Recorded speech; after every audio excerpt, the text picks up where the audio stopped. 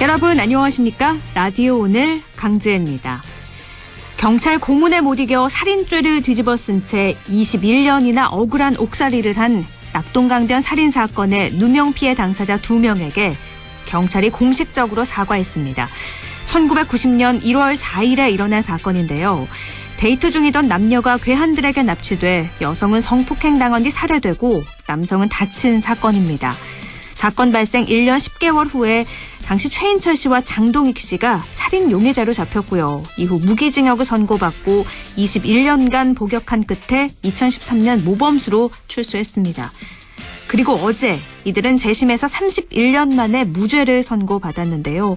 30대였던 두 사람은 60대가 됐습니다. 무죄 선고를 받은 후에 장동익 씨는 이런 말을 했죠. 100명 진범 놓쳐도 한 명 억울한 사람 만들면 안 된다. 한 사람의 인생을 송두리째 흔들어버린 고문에 의한 강압수사. 공권력이 인권을 함부로 짓밟는 일 다시는 일어나면 안 되겠습니다. 2월 5일 금요일 라디오 오늘 광고 듣고 시작합니다.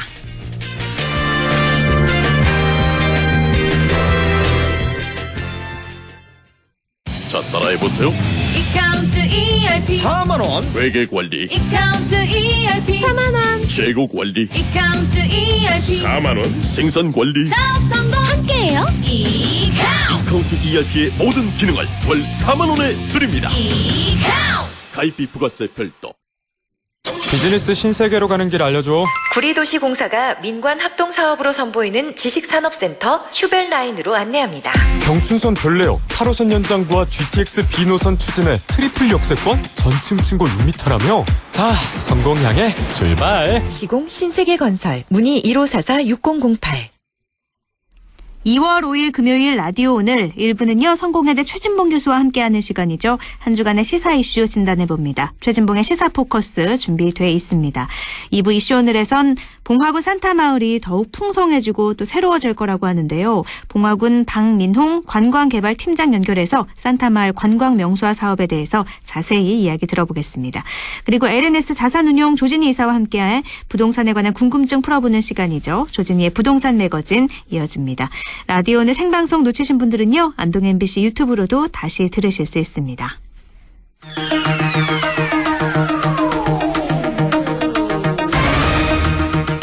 최진봉의 시사포커스 성공회대 최진봉 교수와 함께합니다. 교수님 안녕하세요. 예, 안녕하세요. 네, 교수님. 어제는 사법부에게 상당히 힘든 시간이었을 것 같아요. 우선 세월호 7시간 재판에 관여한 의혹을 받은 김성근 부장판사에 대한 탄핵소추안이 국회에서 가결이 됐는데 헌정사상 초유의 사건이잖아요. 어떻게 보셨어요? 일단 국회에서 3번 정도 그 판사, 법관에 대한 탄핵안이 상정이 됐었는데 그중에 처음으로 이제 통과를 하게 된 거죠. 네. 2번은 국회에서 통과가 안 됐고 이번에 처음으로 통과가 된 건데 일단 사법부의 경종을 울리는 부분이 있는 것 같아요. 무슨 말이냐면 판사가 위법적인 행동을 했을 때는 국회가 판사에 대한 탄핵안을 처리할 수도 있다라고 하는 부분을 보여줬다는 점에서는 법관들에게 좀 경종을 울리는 부분이 있는 것 같고 또 일부에서는 이제 이번 판결이 사법부 길들이기다 이렇게 비판을 하고 있는데 네. 제가 볼 때는 기본적으로 그 임성근 부장판사가 했던 행동들을 보면 위헌적 요소가 있기 때문에 그렇게 주장하는 건 좀 무리한 주장이라는 생각이 들고요. 어쨌든 상권 분립의 원칙도 저는 맞다고 봅니다. 사법부의 잘못된 부분이나 또는 어떤 폭주에 대해서 입법부가 견제를 하고 또 입법부가 잘못된 행동을 하면 사법부가 견제를 하고 이런 어떤 서로 상호 견제할 수 있는 기능을 갖는다고 하는 것은 또 우리가 사회가 좀 더 공정한 방향으로 가는데 도움이 될 수 있는 부분이 되지 않겠나 이렇게 생각을 합니다. 공정한 사회로 가기 위한 당연한 수순이다라고 말씀을 하셨지만 네. 사법부의 독립을 훼손하는 것이다. 정치적 견해다. 이런 의견이 굉장히 많아서요. 왜 임성근 부장판사가 탄핵이 됐는지 그 이유를 좀 더 자세하게 알려주시죠. 예, 지금 이제 임성근 부장판사가 받고 있는 혐의는 뭐냐면 1심 판결은 사실 무죄로 나왔어요. 그랬죠. 지금 이제 2심이 진행되고 있는 상황인데 네. 1심에서 무죄가 나온 게 왜 그랬냐면 직권남용으로 이제 고소가 된 거거든요. 네. 근데 직권남용이라고 하는 것은 부장판사인 임성근 부장판사가 하는 범위 내의 일을 남용을 했을 때, 그럴 때 직권남용이 이제 문제가 되는 건데, 네. 법원의 판결은 이렇습니다. 임성근 부장판사는 다른 판사에게 재판에 이래라 저래라 개입할 수 있는 것은 권한에 포함되지 않았다고 보는 거예요. 그러니까 권한에 포함되지 않은 부분의 어떤 행동을 하는 것을 직권남용으로 처벌할 수 없다. 그러니까 현행 법으로는 처벌이 어렵다는 거죠. 네. 그런데 문제는 뭐냐면 그 재판 판결문에 6군데에 위법한 행위가 있었고 헌법에 위배되는 행위를 했다라고 돼 있어요. 그 네. 이유가 뭐냐면요. 원래 이 사건이 처음 시작된 거는 산케이 신문이라고 하는 일본 신문의 한국 지국장인 가토라는 지국장인데요. 이 사람이 이제 박근혜 전 대통령의 세월호 참사가 일어났던 그 7시간 동안, 당일날 7시간 동안 행적을 의문을 품고서 기사를 썼어요. 그래서 이제 청와대에서 이건 대통령에 대한 명예훼손이라 그래서 가토 지국장을 고소를 했고요. 그 고소한 재판의 판결문을 이제 입수하는 과정, 그 과정에 임성근 판사가 개입을 했다는 거거든요. 네. 잘 아시는 것처럼 법관은 어떤 외부의 압력이나 아니면 어떤 그 외압을 받지 않은 상태에서 자유롭게 재판을 할 수 있는 권한을 갖고 있습니다. 이게 헌법에 보장된 권한이에요. 어느 누구든 판사는 본인의 재판 과정에 어느 누구로부터 외압을 받으면 안 되게 돼 있는데, 이게 이제 그 지난번 임종원 전 법원 행정처장이 청와대와 교감을 통해서 이 사건의 어떤 그 판결문에 명예훼손적인 요소가 있다라고 하는 걸 집어넣기를 원했던 거예요. 네. 그러니까 임성근 부장판사 밑에 있었던 이모 판사가 재판장이었는데 그 재판장에게 미리 판결문을 보여달라 이렇게 요청을 했죠. 이것도 위헌적 요소죠. 네. 두 번째, 판결문을 읽고 나서 청와대가 섭섭해한다. 그러니 명예훼손적 요소가 있다는 걸 판결문에 집어넣어라. 이렇게 지시를 했고요. 재판장인 이모 판사가 그 주장을 받아들여서, 압력을 받아들여서 결국 판결문에 그런 내용을 포함을 시켰어요. 네. 이건 누가 봐도 판사의 어떤 독립성, 그리고 재판의 독립성을 훼손하는 행위라고밖에 볼 수 없죠. 그래서 이건 헌법이 위배되는 행위라고 보는 거예요. 네. 그래서 1심 판결에 무죄가 나온 것은 헌법적 부분을 본 게 아니라 직권남용이라고 하는 범죄를 봤는데, 직권남용의 죄로는 처벌할 수 없는 게 현행법의 한계다. 다만 다른 재판관의 판결에 또는 재판에 상관이라 하더라도 그 재판에 개입하는 것 자체는 헌법을 위배하는 행위다. 그래서 이번에 이제 탄핵을 하게 된 계기가 됐다고 볼 수 있습니다. 한번 정리를 해보면 1심에서 그러니까 무죄 판결이 난 건 행위는 당연히 유죄지만 해당되는 조항이 없어서 그래서 어쩔 수 없이 무죄가 난 거고, 그렇죠. 그러니까 임성근 판사는 판결문 초안을 미리 받아서 뭐 청와대가 섭섭할 수 있다면서 이건 넣고 저건 빼라는 식으로 빨간 펜으로 이렇게 첨삭을 한 거잖아요. 그렇죠. 근데 이런 맞아요. 경우가 있어서는 안 되지만 여태까지 그럼 있어 왔던 걸까요? 이게 이제 관행적으로 그랬을 가능성이 있죠. 우리가 뭐 그게 증거가 없는 상태에서 모두 다 그랬다라고 얘기할 수는 없지만, 네. 지금까지 사법농단에 연루돼서 임종원 전 법원 행정처장을 포함해서 많은 그 재판관들이 이 그 정부, 그 당시에 이제 박근혜 정부 관련한 여러 사건에 개입을 했을 가능성은 충분히 여기에는 볼 수 있어요. 네. 지금 이런 사례가 하나로 드러났지만 드러나지 않은 부분에 있어서 얼마나 많이 또 있었을까? 그건 충분히 저는 의심해 볼 수 있다고 보여지고요. 실제로 일본 관련해서도 계속 청와대의 입김이 재판부의 판결에 들어가고, 또 재판부가 판결문을 청와대에 또 보여주기도 하고, 이런 일들이 있었다고 하는 것이 여러 가지 정황으로 보여지고 있기 때문에 네. 사법부의 독립을 위해서라도 이번 기회에 이런 잘못된 행동을 한 사람에 대해서 탄핵을 추진하는 것은 지극히 자연스러운 일이라는 생각이 듭니다. 네. 사법부 독립을 훼손하는 게 아니라 사법부의 독립을 지키기 위해서라도 진행이 됐던 거다. 알겠습니다. 네, 그렇죠. 임성근 부장판사가 그리고 또 명예로운 퇴직이 어렵게 됐으니까 김영수 대법원장에게 사표를 내겠다, 수리해달라 이렇게 요구를 했는데 또 예. 대법원장이 안 된다고 하면서 탄핵 얘기를 했잖아요. 그렇죠. 이 과정에서 또 임 부장판사는 녹음을 한 건데 예. 왜 이렇게 뭐 녹음을 했는지도 의문스럽고요. 예. 원래 이렇게 대법원장하고 면담을 할 때 녹음을 하나요? 안 하죠. 그게 아니 일반적으로 네. 아니 그런 일은 거의 없어요. 그러니까 제가 볼 때는 네. 제 개인적인 이건 추측입니다. 임성근 부장판사가 일부러 녹음을 했다고 저는 봐요. 일부러. 네. 그리고 이게 생각을 해보세요. 이게 작년에 있었던 일이거든요. 근데 작년 9개월 전에 지금으로부터 9개월 전이에요. 근데 이게 사건의 전체적인 맥락을 보면 네. 제가 설명을 해볼게요. 임성근 부장판사 1심 판결이 나온 게 작년 2월이었습니다. 2020년 2월이었고요. 네. 그리고 나서 재판 결과가 나오자마자 민주당에서 그 당시에 이거 탄핵해야 된다는 얘기가 계속 나왔었어요. 재판부가 제대로 판결을 안 내려서 무죄로 이게 면죄부를 줬다. 그러니까 탄핵밖에는 방법이 없다는 얘기가 계속 나왔습니다. 네. 그리고 나서 4월에 총선이 있었어요. 잘 아시는 것처럼 4월 총선에서 민주당이 거의 180석을 얻었잖아요. 그러니까 민주당이 계속 탄핵하자고 주장을 하고 180석을 얻었으니까 임성근 부장판사 입장에서는 어떤 생각이 들겠습니까? 내가 잘못하면 탄핵이 될 수도 있겠구나 하는 생각이 들 거예요. 네. 그리고 180석 얻고 나서 이런 그 사법농단에 연루되어 있는 판사들 탄핵하자는 얘기가 계속 있었거든요. 그리고 면담을 요청한 게 언제면 5월이에요. 임성근 부장판사가 대법원장 만나자고 면담을 요청한 게 5월이란 말이에요. 네. 4월에 180석 됐고요. 네. 그럼 임성근 부장판사 입장에서는 그 당시에 180석인 민주당이 추진하면 탄핵이 될 가능성이 높아요. 단독으로 처리할 수 그리고 있으니까. 네. 그렇죠. 그러니까 제가 볼 때는 일부러 녹음하려는 의도를 가지고 했지 않았나는 합리적 의심이 든다는 거예요, 제 말은. 네. 그리고 녹음기를 들고 전화기였겠죠.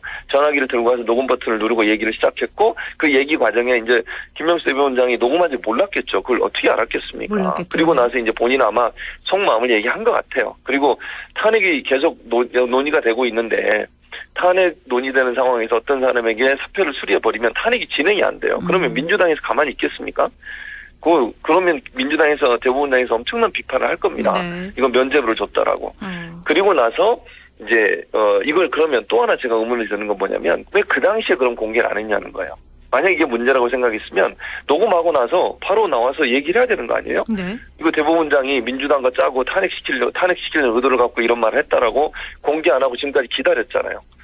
그리고 본인이 사표 내고 2월 28일 날 이제 본인은 사직을 하게 되는데 네. 그 기점에 맞춰서 이걸 터뜨리고 탄핵이 통과되려고 하는 이 시점에서 이걸 터뜨린 것도 저는 의문이라는 생각이 들고 또 하나 의문이 되는 게 지금 2심을 하고 있어요. 네. 1심 판결이 무죄로 나왔지만 특검 이걸 검찰에서 이걸 잘못됐다고 해서 다시 또 2심 상고를 했거든요. 그러면 피의자로 재판을 받고 있습니다. 만약 여기서 탄핵을 안 하고 그냥 사표를 받아버리면 이 사람은 아무런 불이익을 다 당하지 않아요.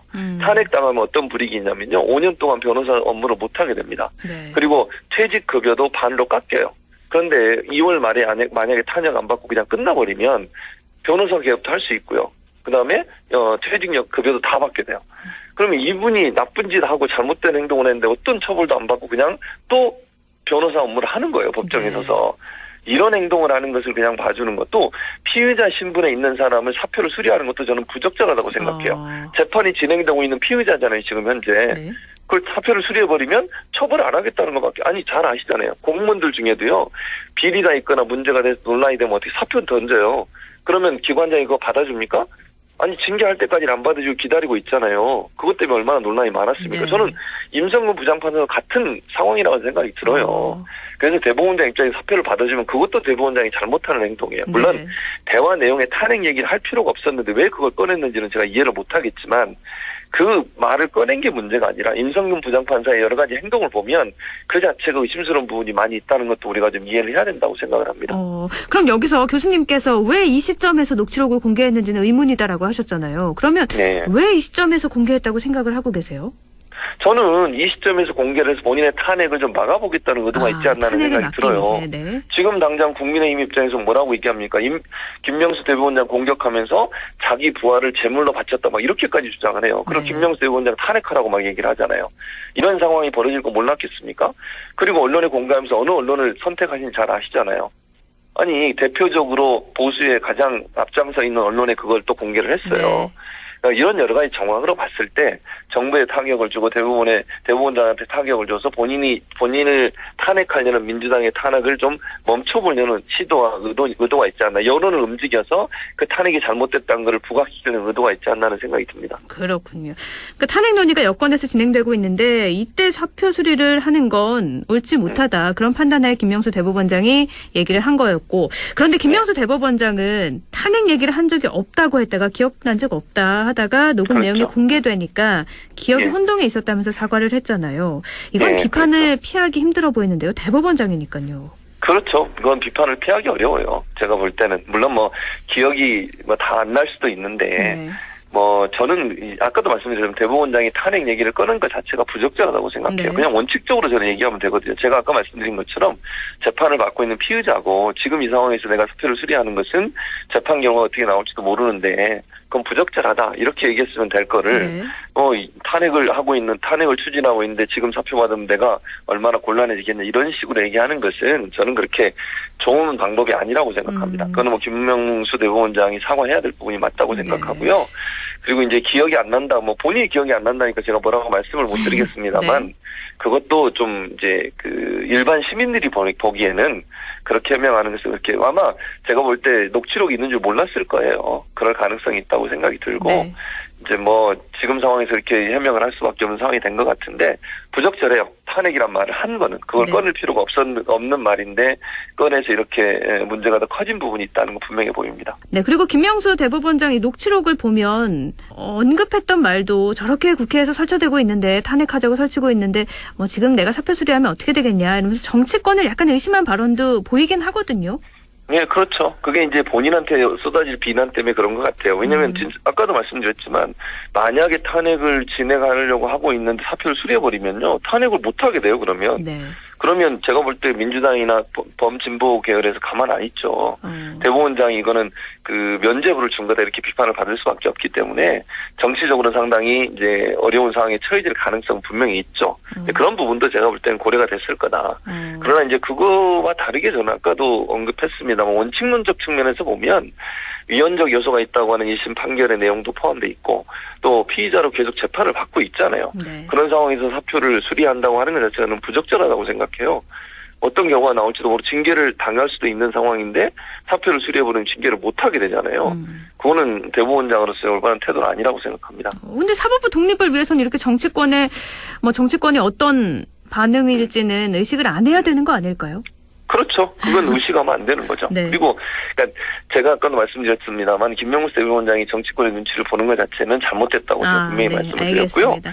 다만 이제 제가 늘 이렇게 또 이제 일부 야당에서 그런 주장을 하는데 법관 탄핵이 사법부를 길들인다고 얘기하는데 그건 정말 잘못된 얘기예요. 국회법에 분명히 탄핵할 수 있는 권한이 있습니다. 네. 그 권한을 왜 집어넣었어요? 그러면 국회에서 그거 하는 것 법관은 그럼 탄핵당하면 안 되는 겁니까? 국회가 법관을 탄핵하는 것 자체가 사법부 길들이기입니까? 네. 잘못이 있고 문제가 있는 법관에 대해서 국회법에 의해서 처리하는 것 자체를 그걸 길들이기라고 얘기하면 그런 조항을 만든 국회는 대체 뭐하는 단체입니까? 그런 주장을 하시는 건 저는 타당하지 않다고 생각해요. 네, 알겠습니다. 탄핵소추안이 국회를 통과한 건데 그렇다고 해서 바로 탄핵이 되는 게 아니잖아요. 이제 헌법재판소 네, 그렇죠. 재판도 심판도 남아 있는데 어떻게 전망하세요? 일단 뭐 이게 2월 말이면 이제 임기가 끝나거든요. 본인이 그렇죠. 이제 네. 판사를 그만두게 되는데 그 전에 끝날 수 있을까 좀 의문이에요. 왜냐면 이게 보통 이제 헌법재판소에서 양쪽을 불러서 의견을 청취해야 되거든요. 그 기일을 잡아야 되고요. 네. 그러니까 언제 할지 기일을 잡고 의견 청취하고 이러는데 시간이 좀 많이 걸릴 것 같아서 2월 말까지 그 모든 과정이 다 끝날 가능성이 좀 낮아 보입니다. 네. 다만 실효성이 있느냐 없느냐 문제 가지고 이제 야당이 또 문제를 삼아요. 그러니까 2월 말 되면 이 사람이 이제 판사로서 임성근 부장판사가 판사로서의 임무를 다 마치고 나가버리면 과연 실효성이 있느냐의 문제인데 여기도 네. 논란이 있습니다. 아까 제가 말씀드린 것처럼 만약에 탄핵을 당하게 되면 5년간 변호사 업무를 못하게 돼 있고요.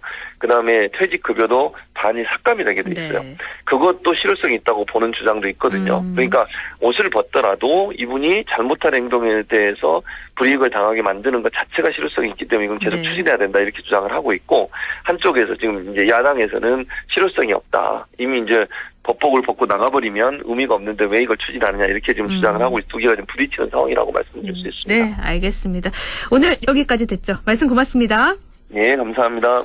네, 최진봉의 시사포커스 성공회대 최진봉 교수와 함께 임성근 부장판사 탄핵소추안에 대한 의견 나눠봤습니다. 라디오 오늘 1부는 여기까지고요. 잠시 후 2부에서 뵐게요.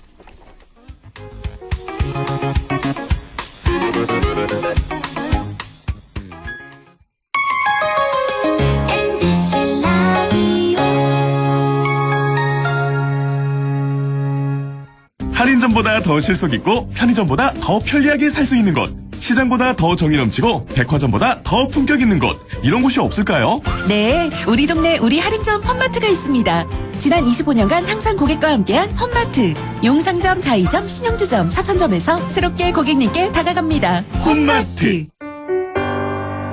확진자를 간호했다는 이유로 빈집에서 자가격리를 한 간호사. 코로나 의심 증상만으로 최종 면접의 기회를 포기한 취준생. 생업을 걱정하기보단 완치 후 백신 개발을 위해 혈장을 기증한 부부. 확진의 기로에서 확신으로 스스로를 멈춰준 사람들. 고맙습니다. 당신의 확신이 수많은 확진을 멈췄습니다. 공익광고협의회.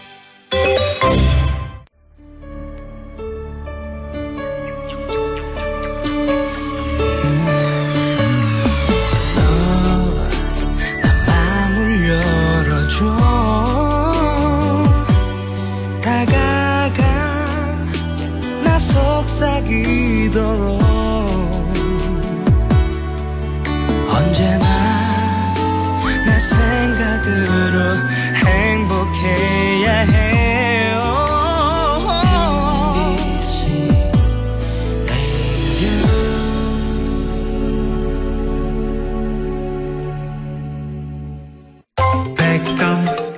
MBC 라디오.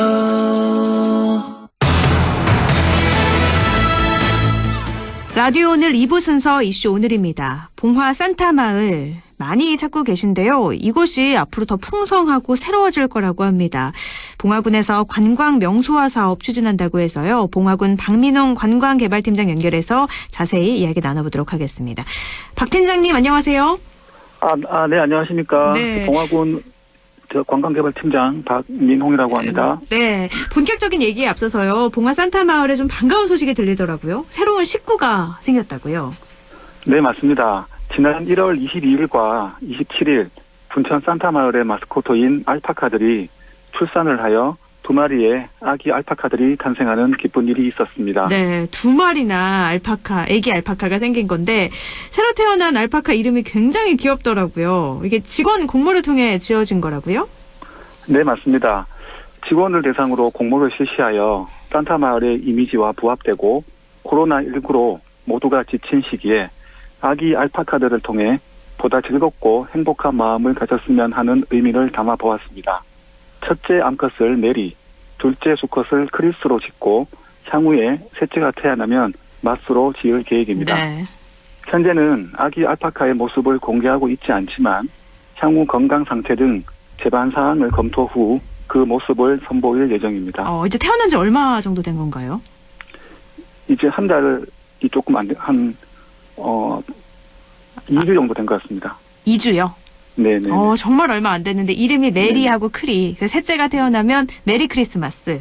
네, 그렇습니다. 봉화 산타마을에 딱 어울리는 이름인 것 같은데 산타마을에 알파카가 있는 줄은 몰랐거든요. 언제부터 알파카가 살았었나요? 네, 지난 2019년 관광객들에 대한 이색적인 볼거리 제공을 위해 알파카 4마리를 분천 산타마을에 들여오게 되었고 네. 사람을 잘 따르는 습성과 특유의 귀여운 외모로 많은 사랑을 받고 있습니다. 알파카가 사람을 잘 따라요? 네, 그렇습니다. 상당히 순합니다. 아이들이 오면 정말 좋아할 것 같아요. 먹이주기 체험도 하고 그러는 거죠? 네, 맞습니다. 네. 알파카가 처음 이렇게 임신을 했다는 건 알게 된 건 언제쯤이었나요? 네, 정확한 시점은 아니지만 네. 지난해부터 알파카 암컷들의 배가 점점 불러온다는 얘기를 들었습니다. 네. 그래서 알파카들의 평균 임신 기간이 11개월 정도고 이번 아기 알파카 출산일을 미루어 보았을 때 아마 지난해 2월쯤 임신한 것으로 추측을 하고 있습니다. 그렇군요. 그리고 2주 전에 메리와 크리가 태어났고 셋째는 마스가 이제 언제인지 모르겠지만 태어나면 메리 크리스마스. 네, 아마 조만간 태어날 것 같습니다. 그래요? 지금 또 다른 알파카가 임신을 하고 있나요? 네, 지금 그 뱃속에 있습니다. 그렇군요. 그럼 셋째가 네, 예정돼 있군요. 네. 알파카가 그럼 더 많이 늘어나겠어요? 네, 그렇습니다. 알겠습니다. 메리와 크리 건강하게 크면 좋겠고요. 곧 태어날 마스도 건강하게 잘 태어나야겠습니다. 귀염둥이 알파카 얘기는 이쯤 하고요. 본격적인 산타마을 얘기 여쭤볼게요. 지난해도 이 코로나19 역시 봉화도 영향을 많이 미쳤을 것 같은데 산타마을도 관광객이 많이 줄었죠? 네, 그렇습니다. 지난해 한겨울 산타마을 운영 결과 약 15만 명의 많은 관광객이 방문한 것에 비해 이번 2020-21 한겨울 산타마을은 코로나19로 개장식이나 주말 공연 등 모든 행사가 취소되었고 백두대간 협곡 열차도 운행되고 있지 않아 내방객들이 크게 줄어든 것으로 파악되고 있습니다. 네. 그렇군요. 백두대간 협곡열차는 아무래도 코로나19 영향으로 멈춘 거겠죠? 네, 그렇습니다. 이게 또 볼만하다고 하는데 이것까지 멈춰버렸으니 관광객이 많이 준 것 같아요. 네. 수천 명 분천리의 간이역 이용자가 원래는 하루에 10명 정도였는데 이렇게 관광 여건이 조성이 되면서 원래는 하루 1000명 이상 또 방문을 했다고 하더라고요. 네, 그런데 맞습니다. 이번에 많이 줄어서 실망하셨을 것 같아요. 네. 봉화군에서는 그래서 2023년까지 250억 원을 추가로 투입해서 분천 산타마을 조성 또 관광 명소환 사업에 나선다고 하는데 좀 자세하게 알려주세요. 네, 현재 분천 산타마을은 꾸준한 사랑을 받고 있지만 예년에 비해 관광객들의 방문이 다소 감소하고 있습니다. 네. 이에 포스트 코로나 등 새로운 여행 트렌드에 대응하고 봉화에서만 볼 수 있는 특색 있는 관광 콘텐츠 확충으로 더 큰 도약을 준비하고 있습니다. 이를 위해 대형 트리, 북유럽형 산타의 집, 데크 산책로 등 추가 시설을 확충하는 분천 산타마을 조성 사업과 트리 전망대, VR 체험 산타 궁전, 미니 기차, 사계절 썰매장 등 특색 있는 콘텐츠를 조성하는 겨울왕국 관광 명소화 사업을 중점 추진하고 있습니다. 이러한 사업들이 모두 완료되면 분천 산타마을은 국내를 넘어 세계적으로 인정받는 글로벌 관광 명소로 거듭날 것으로 기대하고 있습니다. 그러니까 이 산타 마을이 1년 내내 크리스마스를 즐길 수 있는 거잖아요. 네, 그렇습니다. 저도 크리스마스를 1년 중에 가장 좋아하긴 하는데요. 아이들도 그렇고 어른들도 그렇고 크리스마스 여름에도 즐길 수 있어서 뭐 겨울뿐만 아니라 여름에도 많이 방문을 한다고 하더라고요. 그런데 네, 그렇습니다. 여기에 또 많은 이런 관광 명소 사업들이 생기는군요. 네. 기존에 있던 것들도 사실은 많았지만 이제 한 번 간 분들이 또 갔을 때 변한 게 없으면 아무래도 다시 찾기가 힘드니까 이렇게 새롭게 추진을 하는 거겠죠? 네, 그렇습니다. 그러면 앞으로도 구체적인 계획은 어떻게 되는지 알려주세요. 네, 분천 산타마을 조성 사업의 경우에는 올해 5월 기본 및 실시 설계 용역 완료 후 본격적인 공사가 진행될 전망이고 겨울왕국 관광 명소화 사업은 올해 12월 말까지 각종 인허가 등 사전 준비를 다 마무리하고 2022년부터 본격적인 공사를 추진할 계획이 있습니다. 그러면 2022년부터 공사를 추진을 하면 언제쯤 완성이 될까요? 일단 계획은 2023년으로 보고 있습니다. 1년 정도 공사를 하고 그럼 2023년에는 즐길 수가 있겠네요. 완료하고 네. 그렇게 할 계획입니다. 겨울왕국 조성 명소화 사업 말씀하신 것처럼 트리 전망대, VR 체험, 산타 궁전 이런 것들이 생긴다고 하는데요. 그러면 이게 타겟이 주요 이용하는 연령대가 어린아이들인가요? 네, 일단 저희 산타마을은 가족 단위 관광객을 일단 목표로 하고 있습니다. 그렇군요. 그래서 미니 기차나 그럼 썰매장도 이용할 수 있고요. 네, 그렇습니다. 썰매장도 그럼 어른 아이 할 것 없이 모두 다 이용할 수 있는 거고요. 네, 그렇습니다. 알겠습니다. 모두 이용할 수 있습니다. 따로 들어갈 때 입장료나 이런 게 있나요? 그건 일단 향후 다 조성한 다음에 일단은 일부 구간에 대해서는 입장료를 일단 받을 계획이 있습니다. 유료화를 추진하겠지만 아직까지 계획된 일부 거는 구간에 대해서는 구체적으로 나온 건 없군요. 네, 그렇습니다. 산타마을에 들어갔을 때는 입장료가 따로 없고요. 네, 그렇습니다. 알겠습니다. 산타마을 또 관광 명소화 사업을 통해서 기대하는 효과도 많다고 들었거든요. 네, 기존 산타마을은 백두대간 협곡열차와 친환경 트레킹 등을 하러 오시는 중장년층들이 많이 방문했다면 앞으로는 특색 있는 체험거리와 콘텐츠가 대폭 확충되는 만큼 전 계층이 함께 즐기는 가족 단위 대표 관광지로 발돋움하게 될 것입니다. 이 협곡열차는 중부 내륙 지역의 가장 아름다운 구간을 왕복하는 걸로 알고 있는데 좀 일반 열차하고 좀 다른 점이 있을까요? 협곡열차는 개방형 열차로서 가만히 앉아서 보시면 우리 낙동강하고 우리나라 최고의 협곡들을 아름답게 잘 보실 수가 있습니다. 그러니까 개방형이라는 건 창문을 열고 볼 수도 있다는 거죠? 네. 한 번 타면 몇 분 정도 볼 수 있나요? 한 번 타면 한 40분 정도. 40분이다. 천천히 달리면서 천천히 갑니다. 관광을 할 수 있는 거군요. 네. 또 친환경 트레킹 길은 그야말로 힐링 트레킹 길이라고 하더라고요. 이건 길이가 맞습니다. 어느 정도 되죠? 우리 분천에서 승부까지 한 10여 킬로 정도가 됩니다. 10km 정도, 한 12km 정도로 알고 있는데 그렇군요. 그러면 시간이 꽤나 걸리긴 하겠네요. 네네. 운동도 그렇습니다. 되고 이렇게 백두대간 자연 비경도 직접 느낄 수 있고. 네, 맞습니다. 알겠습니다. 이렇게 봉화 산타 마을에 가면 산타 마을 크리스마스만 겨울을 즐기는 것뿐만이 아니라 이렇게 힐링할 수 있는 협곡열차도 있고요. 트레킹도 있고 청취자 여러분들도 많이 찾아주시면 좋을 것 같아요. 요즘에 또 언택트 여행지 인기인데 이곳에 가면 넓은 자연 환경에서 그렇게 사람들하고 많이 부딪히지 않고 즐길 수 있는 거잖아요. 네, 맞습니다. 네. 그럼 끝으로 덧붙이고 싶은 말씀도 전해주시죠. 네, 현재 대규모 사업비를 투자해서 분천 산타 마을에 큰 변신을 준비하고 있는 만큼 향후 핀란드 산타 마을과 비교해도 손색이 없는 분천 산타 마을의 새로운 모습을 기대해 주시기 바랍니다. 네, 아마 오늘 고맙습니다. 청취자분들도 이 말씀 들으면 날씨 좋을 때 한번 가봐야겠다 생각하실 것 같아요. 네. 오늘 말씀 고맙습니다. 네, 감사합니다. 네, 봉화군 네. 박민홍 관광개발팀장이었습니다.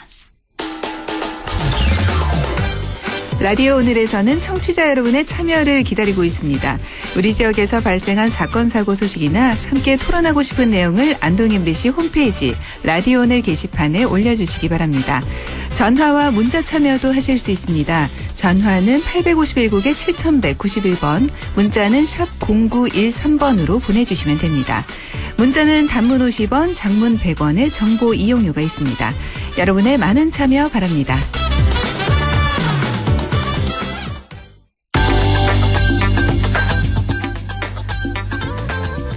조진희의 부동산 매거진, 어제 새로운 부동산 대책이 나왔죠. 25번째 부동산 정책인데요.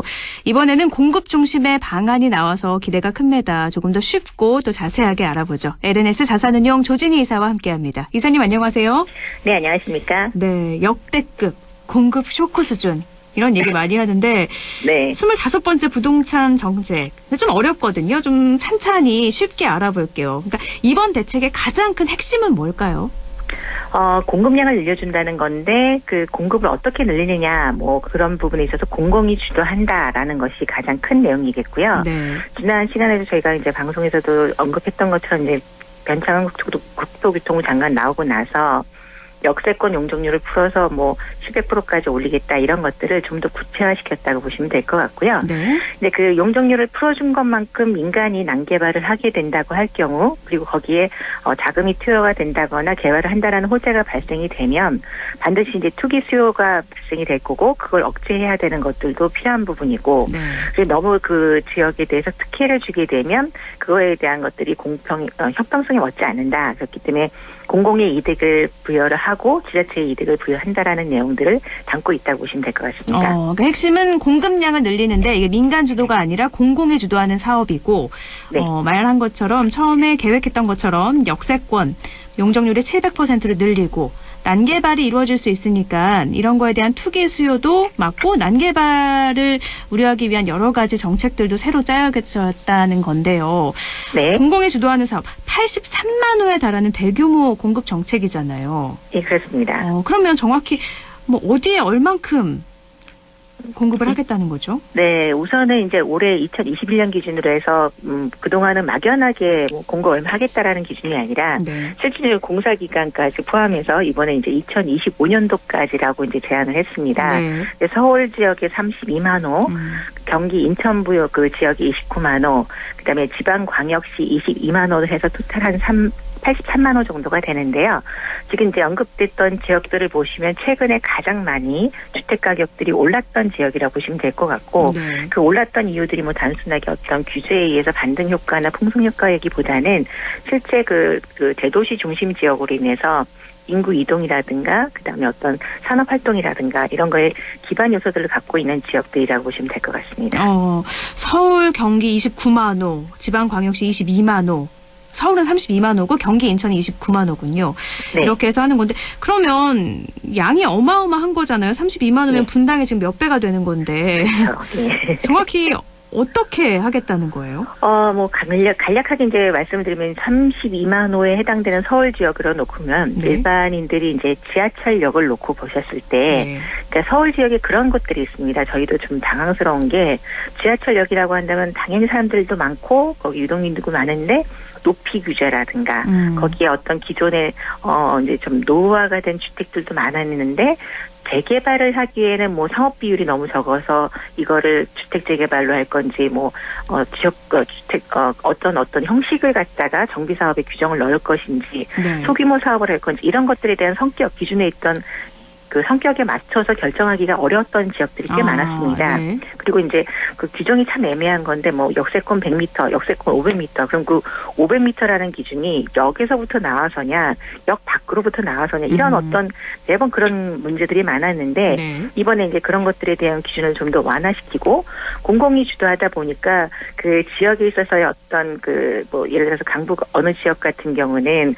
이미 주택이 공실화가 되어 있고 뭐 이제 좀 안 좋은 그런 우범 지역으로까지도 돼가고 있는데 원주민들이 사업을 진행하기엔 자금 부족이 굉장히 많이 되어 있는 좀 영세민들이 좀 많이 살고 있고 노후화 특히 이제 뭐 영세민이라기보다는 노령화가 많이 되다 보니까 이분들이 사업을 하기 위해서 이전을 했다 다시 올 수 있는 그런 것들도 어렵고 거기에 따른 추진비조차 내기 어려운 지역들도 좀 많았습니다. 그리고 이제 뭐 일부 요번에 이제 나왔던 것 중에 하나가 강남 지역을 중심으로 해서는 이제 자연 녹지로 해당되는 그린벨트 지역까지 포함하면은 꽤 많은 공급량이 들어갈 수 있는 지역들이 있습니다. 이제 이거를 민간한테 무작위로 풀어줬을 때는 굉장히 큰 문제가 되는 건데 이번에 이제 공공이 주도하에 계획성 있게 그리고 주거 쾌적성을 확보한 상태로 공급을 하겠다 이렇게 이제 발표했다고 보시면 될 것 같습니다. 그러니까 재개발을 추진하고 싶어도 여러 가지 규제에 막혀서 안 됐던 것들을 규제를 좀 풀어서 재개발이 빨리 이루어질 수 있도록 하고 재건축도 평균 한 13년 정도 걸린다고 하는데 이것도 빠르면 1, 2년 안에 완료할 수 있게 하겠다 이렇게 또 발표를 한 것 같아요. 그렇죠. 또 재건축에서 중요한 게 뭐 어르신들도 아까 말씀하셨지만 이전 대출도 문제고요. 이전하고 싶은데 대출이 잘 안 나 막혀 있으니까 그 돈을 또 없어서 그럼 난 재건축 안 하겠다 반대하는 입주민도 많이 있었고요. 또 초과이익 환수제 같은 경우에도 가구당 많게는 뭐 4억 원 정도 무는 가구도 있었잖아요. 이것도 물지 않겠다 이런 대책도 있죠. 네, 그리고 가장 큰 문제 중에 하나가 지금 얘기하셨던 재건축 초과이익 환수제 그 반환하는 것들에 대해서 이미 나는 돈도 갖고 있고 노후 대책도 안 돼 있는데 이거는 말도 안 된다. 그리고 또 말씀하신 것처럼 초과이익 환수제 이전에 조합 분담금이라는 게 있습니다. 근데 지금처럼 저희가 통상적으로 재건축 기준에서 30년, 35년 보유하고 있던 주택들이 자연 발생적으로 가격이 올랐는데 최근 3년간에 올랐던 가격과 토지 가격 그다음에 분양 가격 또 한 가지 여기 문제가 되는 것이 분양 가격이 예전에는 조합이 어느 정도 가격을 설정하고 갈 수 있었던 부분들이 허그에 의해서 분양가 규제를 하다 보니까 실제 일반 분양분보다 조합 분양가가 높은 경우도 발생이 됐습니다. 그래서 지금 말씀하셨던 전반적인 내용으로 이거 로또 청약 말 그대로 그런 어떤 시대적인 흐름을 만들 것이 아니라 조합원들이 갖고 있던 분담금 문제라든가 그런 분담금을 내면 차라리 초과이익 환수제에 대해서도 벗어나게 해준다거나 이거에 대해서 이제 완화시키는 조건을 이번에 나왔으니까 아무래도 기존에 재건축 추진하다가 수락됐던 부분들이 좀 더 진행하기가 좋아지지 않을까 싶습니다. 그러니까 재건축을 하고 싶어도 뭐 비용 부담이나 여러 가지 이익 때문에 계산이 안 맞아서 했던 걸 이제는 좀 추진이 빨리 될 수 있겠다 이렇게 예상을 할 수 있을 것 같은데요. 그런데 하나 문제는 원래는 이렇게 재건축을 하거나 공공이 주도해서 하면 임대주택 비율을 얼마로 할 건지 이게 너무 높으면 경제성이 또 안 맞잖아요. 예, 그렇죠. 그래서 현재 그 나와 있는 내용들 중에서 이제 공공의 이득에 해당되는 그 임대 비율이라는 것들을 가장 문제가 됐던 것이 언급했던 것들 중에 하나가 임대주택 비율이 통상적으로 늘어난 용적률의 50에서 70 최대 많게는 70%까지 공공이 기여해야 된다. 근데 이제 그걸 갖다가 100% 다 공공 임대주택으로 넣을 것이냐라는 부분에서 일부는 어떤 주민센터라든가 공원부지라든가 학교부지라든가 공공의 이득의 목적으로 할 수 있는 전환 방식을 또 이번에 제시를 했고요. 그리고 또 한 가지는 늘어난 임대주택이라는 부분을 죄송한 얘기지만 이제 좀 이렇게 그 나쁜 인식을 갖고 있는 것들을 깨기 위해서 실제 수요자가 해당될 수 있는 2030에서 3040 청년들이 실제 주택을 구입하고 싶어도 청약 제도라는 기준을 놓고 봤었을 때는 점수가 모자라서 실제 청약하고 싶어도 못했던 경우들이 많았습니다. 그렇죠. 그래서, 뭐 부양가족도 예. 없고 그렇죠. 무주택자 기간도 길어야 되는데 젊은 그렇죠. 세대는 길 수도 없고 하니까요. 그렇죠. 네. 그래서 그런 부분들이 많아서 이번에 청약 제도를 일부 개선을 해서 우리가 생각하는 공공임대라는 개념이 아니라 실제 분양주택을 일부러 놓고 나머지 한 30% 정도에 대해서 추첨제 방식을 도입을 해서 실수요자에 해당되는 상공사대까지 넣어서 이 그 임대주택에 대한 이미지 개선도 깨겠다라는 부분도 일부 포함되어 있습니다. 그 가점제가 아니라 추첨제로 하니까 비율은 어떻게 보면 뭐 높아질 수도 있겠네요. 그렇죠. 근데 네. 이렇게 보면 너무 재개발 재건축이 많이 일어날 것 같아요. 그래서 그러면 투기가 가격이 확 올라갈 것도 같거든요. 지금 이미 많이 올라 있습니다. 그러니까 지금 서울에 대해서는 공급량을 늘리겠다. 역세권 중심이 뭐 전국에서 봤을 때 솔직히 서울 지역이 제일 많습니다. 그래서 이미 예견됐던 것처럼 참 저희가 이런 얘기 드려서 죄송하지만 다세대 다가구 빌라라고 하는 아주 노후된 주택들 보통은 이제 아파트 재건축 때문에 많은 분들이 아파트를 사셨는데 이번에 이제 발표 나기 한 달 사이에 도심지 외곽이나 이쪽 그 중심지 안에 정말 낡은 거라든가 20년, 25년 된 빌라까지도 거의 가격이 꽤 많이 올랐습니다. 이미 올랐군요. 예, 이미 올랐고 이제 이 예상이 되는 지역이라고 나와 있던 언급됐던 지역들 같은 경우는 빌라 가격이 거의 뭐 공급 가격이 좀 죄송한 얘기지만 2배 가까이 올랐다. 이런 얘기까지 시장에 나올 정도로 저희도 지금 이게 참 계속 이번뿐만 아니라 정부가 대책을 내놓을 때마다 주택 가격 오고 투기가 계속 오르는데 이 부분이 과연 잡힐 수 있겠느냐라는 부분에서 그동안 좀 외면시했던 빌라까지도 지금 오르고 있는 상황이라서 좀 답답한 요소는 있습니다. 물론 이제 지분 쪼개기 못하게 하겠다라고 했지만 지분 쪼개기가 문제가 아니라 실질적으로 빌라를 매입하는 세대가 좀 더 높은 가격에 매입을 하게 될 경우 아무리 공공이 주도한다 하더라도 토지 가격이 오르고 그거에 따른 공급량이 는다, 용적률을 늘려서 공급 가격을 늘린다 하더라도 분양 가격이 또 올라갈 수밖에 없는 악순환이 계속되기 때문에 이런 부분들이 뭐 예를 들어서 지금 이제 강남에 그나마 주택 가격을 잡았던 것들이 토지거래 허가구역으로 묶은 것들이 있습니다. 그런 식으로 어떤 특별계획구역을 선포하면서 그런 부분들도 같이 연계되지 않는다고 한다면 이 현상은 좀 계속 되어지지 않을까 그런 우려도 보고 있습니다. 그래서 부동산 가격 잡는다는 말이 없어서 헛발질이다 이런 말도 나오는 거군요. 네, 그렇습니다. 그리고 또 용적률을 700%로 늘린다고 해서요. 저번 시간에도 얘기했지만 용적률을 그만큼 높이면 지금도 교통 문제, 여러 가지 주차 문제 힘들었는데 더 심해지는 거 아닐지 불만이 나올 것 같거든요. 네, 물론 이제 요번 발표 내용 하단에 보면 공공주도 3080 이렇게 이제 제목을 하고 획기적인 규제 완화, 절차는 단소화하고 이익은 공유하겠다라고 해놓고 서설로 이제 주택 주민의 삶의 질을 획기적으로 높이겠다라는 내용이 반드시 나와 있습니다. 그래서 이제 용적률을 높인 만큼 그렇다고 해서 충수를 높이지 않고 가능하면 일조권에 영향을 받지 않겠다라는 이런 문구를 저희가 보면서 솔직히 힘든데 어떻게 그게 그죠? 네, 말은 좋은데 이거를 구체적으로 몇 퍼센트 그러면 거리는 몇 퍼센트 띄어서 정말 이 용적률 일조권 이게 동짓날 기준으로 몇 시간 보존되는 건지 이런 내용은 없고 그냥 이렇게 서술로 해놨기 때문에 솔직히 지금 그 말씀하신 것처럼 실효성 없다라고 이제 또 얘기 나오고 있습니다. 그래서 이제 가장 큰 게 이제 특별 계획이 됐었을 때 뭐 한 사례로다가 말씀을 드리자면 그 신촌 대학가 주변에 이제 예전에 이제 모텔이나 상업시설이 많았던 것들을 오피스텔로 상당히 많이 공급했던 사례가 있습니다.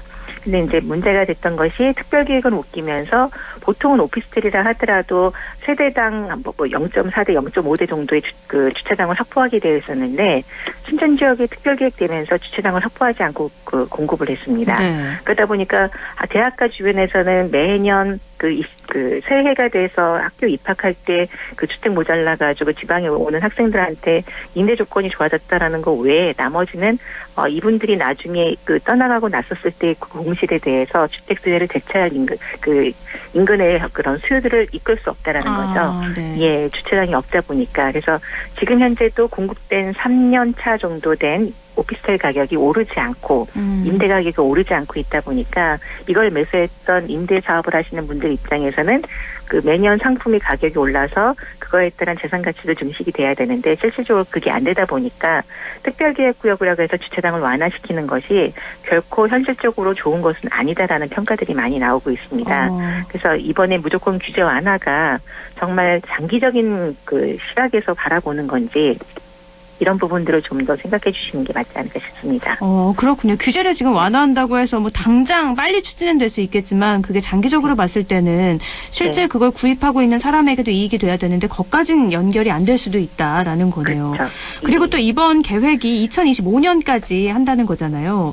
네네. 당장 뭔가에 도움을 주기에는 주택값을 당장 잡기에는 힘들 거다 이런 지적도 있어요. 네, 맞습니다. 그래서 실제적으로 땅을 사서 아까 25년이라는 게 그 건축 기간, 인허가 기간 포함해서 한 4, 5년 걸리니까 그 기준 안으로 이만큼 공급할 수 있다라고 정부는 발표했지만 지난 사례를 잠깐 말씀드렸던 것처럼 지금 이제 대표적으로 먼저 공공재개발 지역으로 국가가 제한하는 흑석 이주가 같은 경우도 조합이 실제 계산을 해보니 일반 분양분 계산해서 이득이 없고 조합 초과이익 환수제 좀 완화시켜주고 조합 분담금을 줄인다고 했는데 오히려 분양가격이나 전체적인 조밀도나 환경을 놓고 봤을 땐 좋지 않다라고 해서 거절을 먼저 시작을 했던 것처럼 지금 이제 재건축에 해당되는 지역들이 과연 이 공공재개발을 수용을 하고 갈 것이냐라는 부분에 있어서는 사실은 좀 안 좋게 보고 있는 것 같고요. 오히려 아까 처음에 서두에서 말씀드렸던 것처럼 영세 상인들 세입자 중심으로 되어 있던 좀 이렇게 그 도심지에 낙후된 지역들이 외곽 중심으로 있습니다. 이제 그곳들이 이제 취약계층에 대해서 너무 많이 이주해 갔던 부분들이 있다 보니까 그분들이 살 수 있는 이주 공간을 새로 만들어주고 그다음에 이제 공공이 재정착할 수 있는 그런 개발로 형태를 가는 지역들이 이번에 좀 대상지가 되지 않을까 그렇게 바라보고 있습니다. 다행히 취약계층이나 영세 상인 세입자 등에게는 조금 좋은 정책이긴 하네요. 그렇죠. 워낙 부정적인 얘기하셔서 끝에는 긍정적인 얘기 하나 좀 나오길 바랬는데 나왔네요. 네. 알겠습니다. 또 다음 주에도 부동산에 대해서 이야기 오늘 못 나눈 이야기도 나눠보도록 하죠. 오늘 고맙습니다. 예, 감사합니다. 네, 부동산 매거진 LNS 자산운용 조진희 이사와 함께 25번째 부동산 공급 대책의 이야기 나눠봤습니다.